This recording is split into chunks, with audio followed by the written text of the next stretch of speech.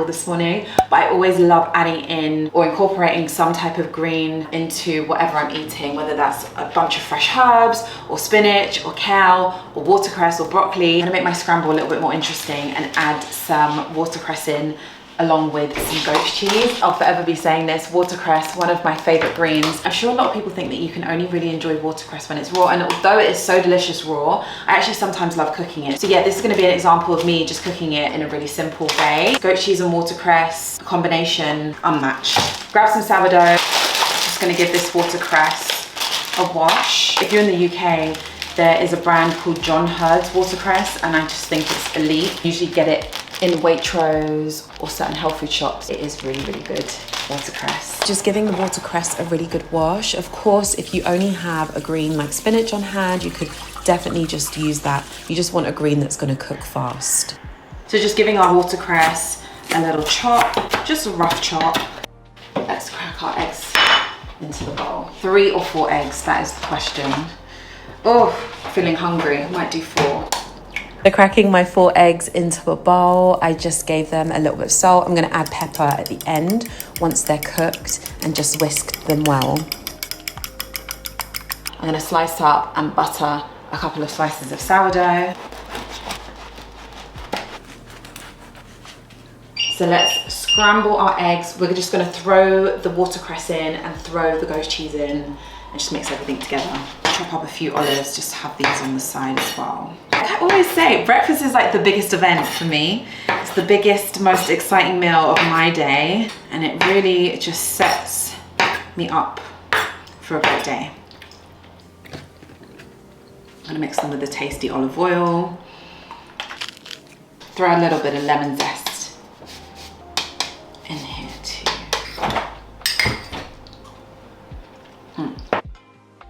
Okay, so I'm gonna use a little bit of coconut oil. You can use whatever you want to cook your eggs.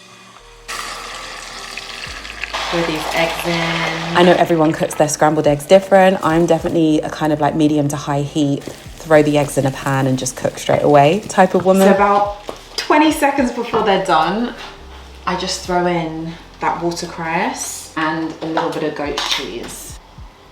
I'm just gonna fold everything in. Lots of black pepper. Serving Monday's breakfast up. Look how incredible, look how delicious these eggs look. Add these olives on. And this is my breakfast. Goat cheese and watercress scramble. Some olives that I just mixed with some olive oil and some lemon zest and some sourdough. This is breakfast for this morning. If you fancy a little switch up from a plain scramble, throw a little goat cheese in there, chop up some watercress. Yum. With those olives, yes, and yes again. I gotta go sit down. Wow. So I grabbed some lovely apricots on the weekend.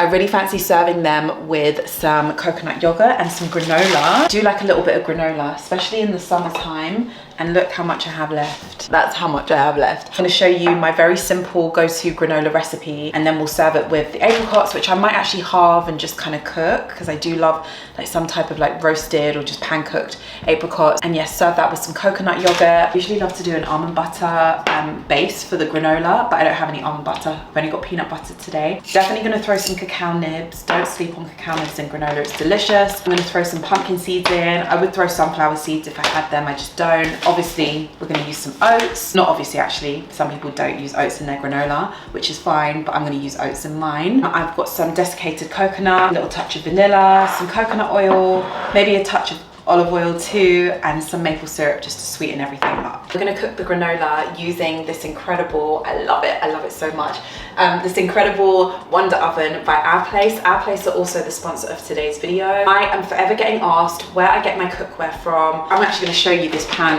right now. The amount of times I get asked where this pan is from, it's an Our Place pan. I'm a huge fan of all of their cookware. I've been testing out the Wonder Oven for a while now, and I am so impressed. It's a 6-in-1 appliance with settings for air fry, bake, grill, reheat, roast and toast. This super compact, neat appliance does absolutely everything. What is so important for me is that it is made without any PFASs and forever chemicals. Preheats in under 2.5 minutes, which is perfect when I want to just get things going without waiting around. It cooks up to 30% faster than a regular oven, which is just great, especially during the week when I want to reheat things or I just want to cook a quick, speedy, easy midweek meal. Even with recipe testing, it's been really helpful. So starting with all of the dry ingredients for our granola, I placed in the oats, pumpkin seeds, desiccated coconut, cacao nibs, cinnamon, and a pinch of salt. I then combined the wet ingredients and I just did it in a pan. So I threw in some coconut oil, peanut butter, a touch of vanilla essence, and some maple syrup. Once you've combined the wet ingredients, you can go ahead and then pour it over all of the dry ingredients,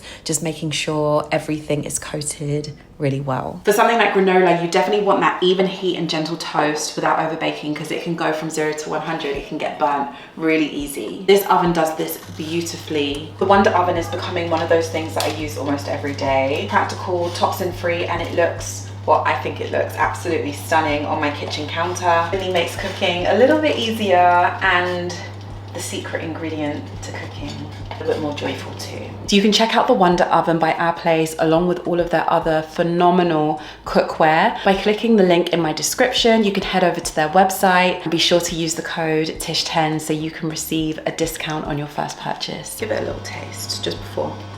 It might be a peanut butter thing from now on because that tastes really, really good. Placing the tray of granola into the Wonder Oven, set the temperature to about 150 degrees Celsius. On the bake setting, I set the time setting to 30 minutes. So let's have a little check on the granola, just make sure we're not overcooking it. Oh, smells so good.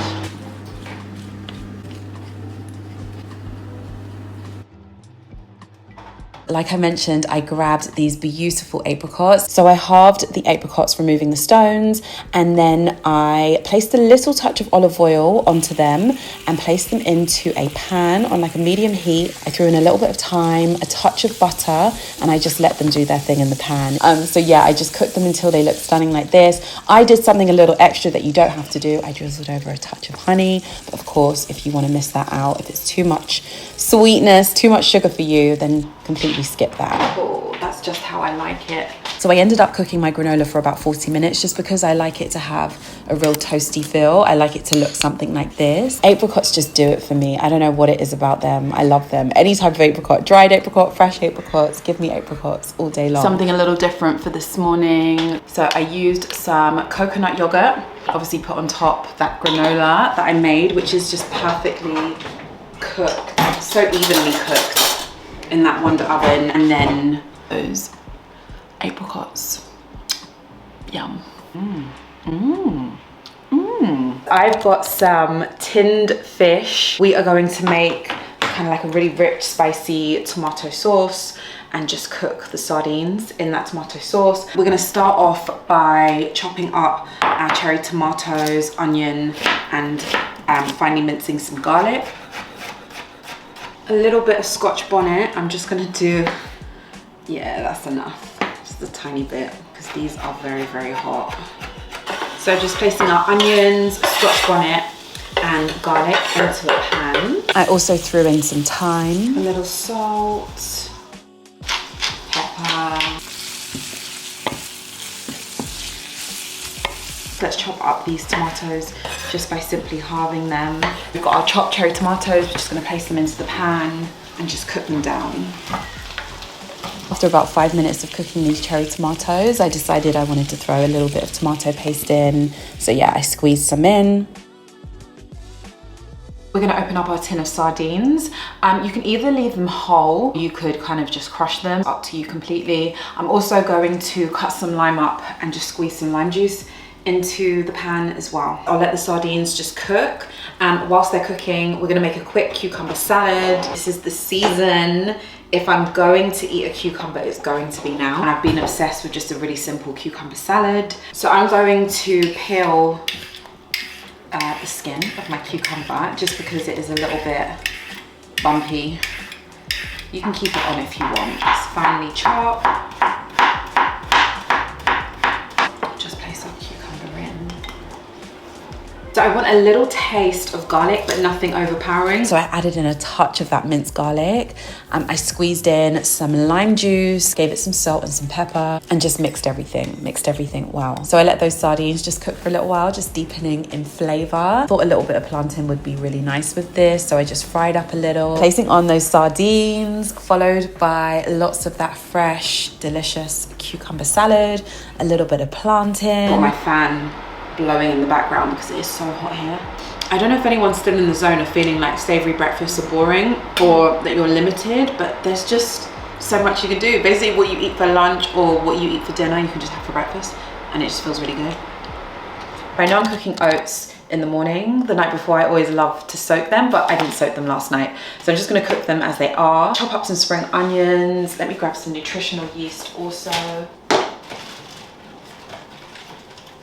A bone broth sachet that's opened already, a few scraggly spring onions, which are absolutely fine. Just gonna make them work. I'll top it with some kimchi, a boiled egg, and I might just kind of cook some courgettes. That will be quite nice to top it with too.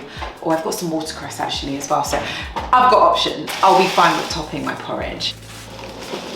If the oats were soaked beforehand, I would just use bone broth, but they're gonna need a little extra cooking. So I'm gonna do part bone broth, part water, because I definitely won't have enough bone broth. So I'm gonna add a little bit of water in, along with the bone broth.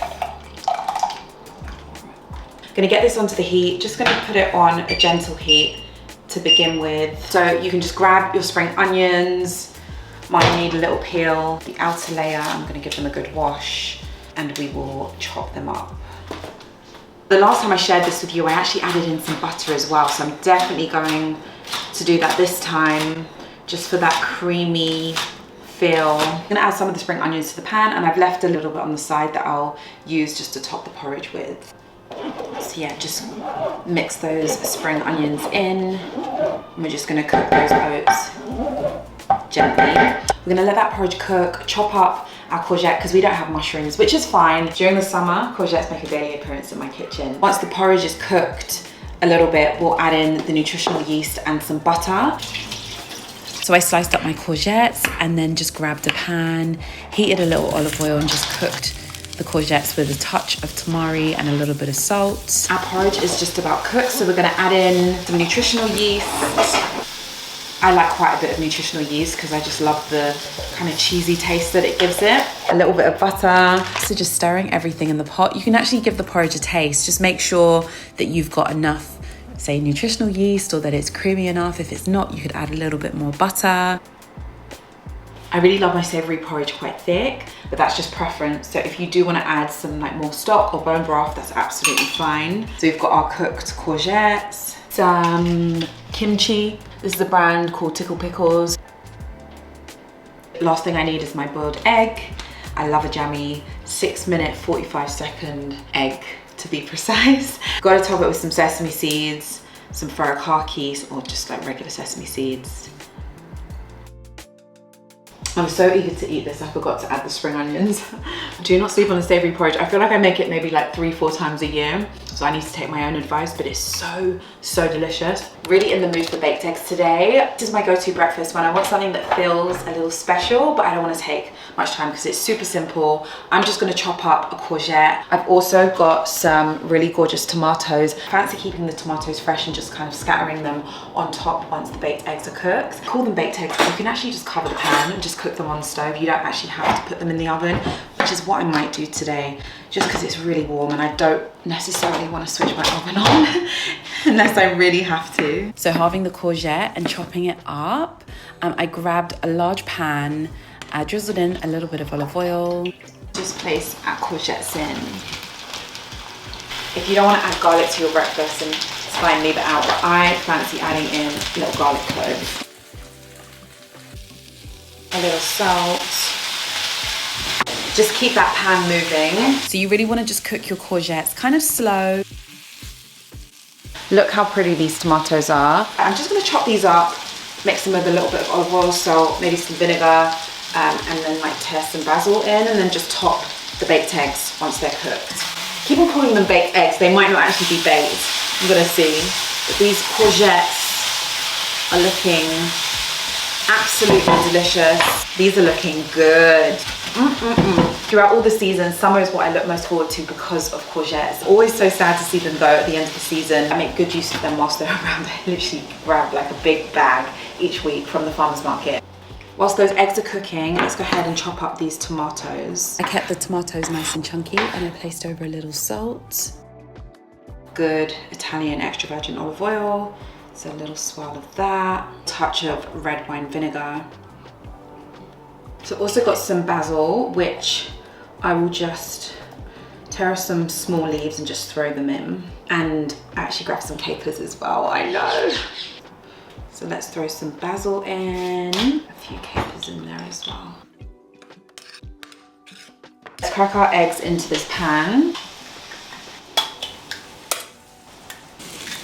Go ahead, add a little salt on top of the eggs. I'm gonna leave the lid on for about 8 minutes or so. I'll just give it a little check in between, and it's on like a lowish heat. Actually, let's turn it down a little bit more. I'm gonna turn it down, yeah. Okay, it's on a low heat. So my eggs were done in about 8 to 10 minutes. Obviously the time will vary just depending on what heat you're cooking them at, whether you're placing them in the oven, which I decided not to do. Ooh. I topped the eggs with that tomato, basil and caper little thing that I put together, and threw on some extra black pepper. Oh, that tasted so good. I forgot to have a little one of my flatbreads. Toast a little flatbread and sit down and enjoy this. So there we have it, a week of nourishing breakfast. Let me know which one is calling your name, which one you will be trying out first. Hope this has given you lots of ideas, lots of inspiration for your week ahead. I'll see you all soon.